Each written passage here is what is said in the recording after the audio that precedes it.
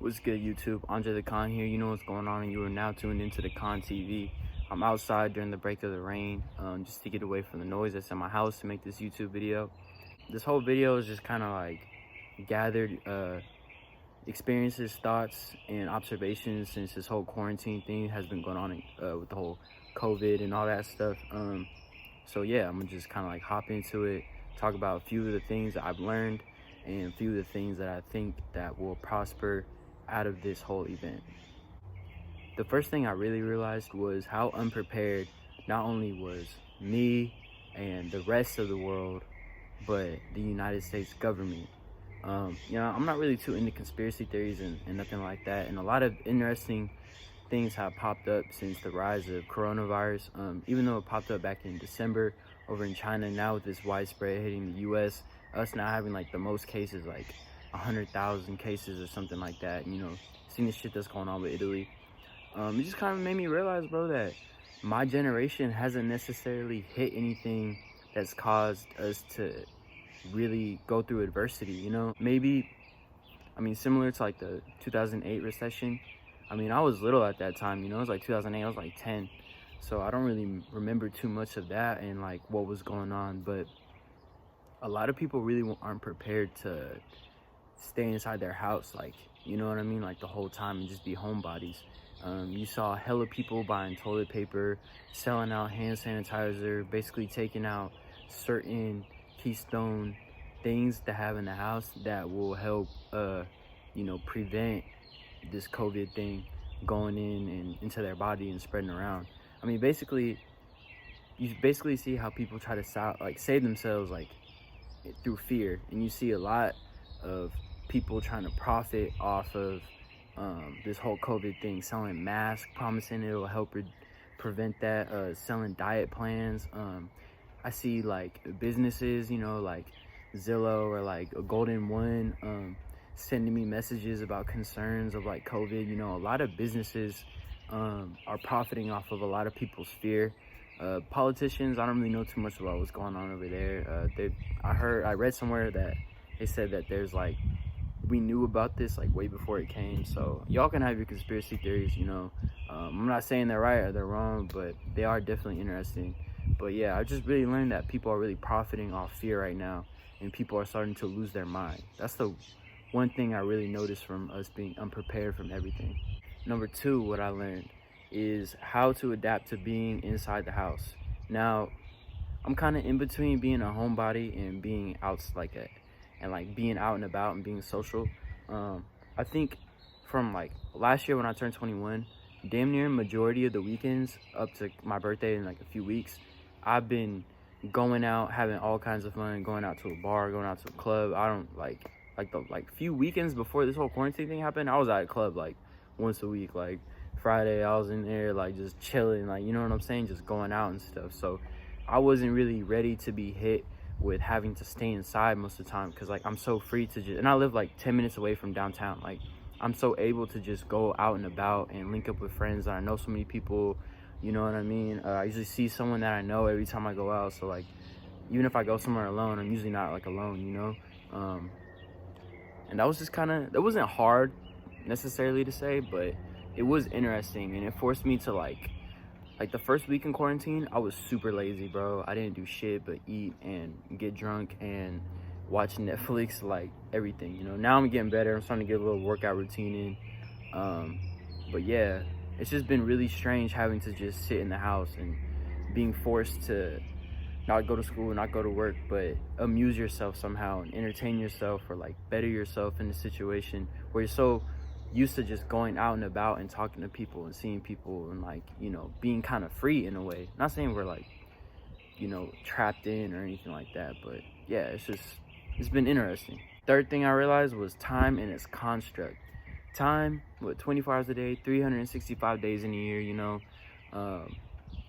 7 days in a week, all that shit. You know what I'm saying? It's been to the point now where literally I wake up at 8, or I wake up at like 11 or 12 p.m. and then I'm up for like 12 hours, 13, 14 hours, and I just repeat. Like it's only day and night. It's not no 8 a.m. It's not no, 9:30, I gotta be here. It's just, the sun's out, and then the sun's gone and it's night. You know, that's how my days have been going like the last 2 weeks. Like, I don't even, everything feels like a blur, you know? Like, I don't even know how long I'm supposed to be inside the house on this quarantine and everything, but the past 2 weeks honestly have been somewhat chill. I haven't really had to really stress about anything, you know. All my classes are online. Sometimes with work, you know, I get work sent home or online, and I'm doing that. So really working from the house. It's been pretty chill, but yeah, time just feels like a huge loop. It feels like a huge blur. I don't feel like there's necessarily weekdays or weekends. It's just every day is like the same day. Just I'm doing different stuff, you know. So that was really interesting. Just kind of going through the motions of that so far. I really don't know what to expect. I don't know if this is supposed to be on for a whole nother like 3 months. People are saying it's gonna be over in April. People are saying it's gonna be over in May. Even, you know, if things do tend to like clear up, I still want to just take the time to kind of like still be a homebody, and kind of just wait to see what post quarantine is going to look like. So yeah, every day just feels like a blur, like the same day. It's weird. Number 4, what I realized, how fortunate I am. I know there's a lot of people right now who are going out, who still going out to like essential stores or essential workers, you know, like grocery stores, gas stations, and all that stuff. You know, the local Target, the Walmart, all that stuff is open. I just want to say shout out to you people, the doctors, everyone in the medical field who has to like endure this and expose yourself to these kinds of things. And even the essential workers, like they're potentially exposing themselves to catching this virus. And I think it's crazy how, you know, certain corporations and all that kind of stuff, they aren't gonna, you know, pay out some of their employees or maybe give them double time or overtime or whatever the fuck it's called, you know. Rent, people still have to pay rent, people still have to pay bills, you know. I'm fortunate enough to be employed by the state technically, to where, you know, they're sending me a check and I'm not really doing nothing, you know. So that's been the hugest fortune in my life right now, not having to worry about bills and all that kind of stuff while I'm staying at my mom's house for the time being and going through college. So I'm just really lucky, really fortunate. I hope y'all kind of recognize the fortunes that you have in your life through this whole virus thing, because it's been very eye-opening, you know, just going through everything. 5th thing I learned is what I take for granted, and that is having a normal life. I miss normal routine. I miss waking up, drinking coffee, going to school, going to work, hitting the gym after, going home, riding or chilling, doing whatever, and then, you know, repeating it all over, you know. I really miss just being able to go outside and just put in work. You know, not that you can't put in work in your house, but I'm just so used to just being outside, you know, and being inside all the time is just, you know, it's getting old, but it's not too bad as I expect.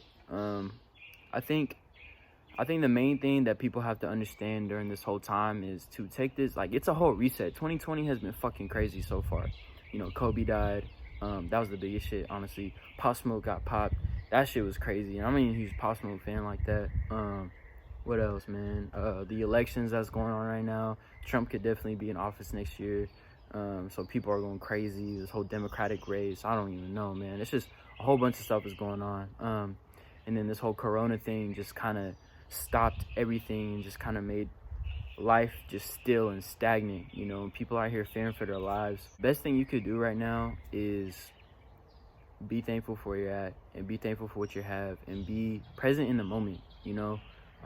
I think what this shows is that we look a lot to the past and we have a lot of expectation to the future. You know, just sit down, chill, you know what I mean? Find something to do. This is the best time to really work on something that you haven't really worked on before.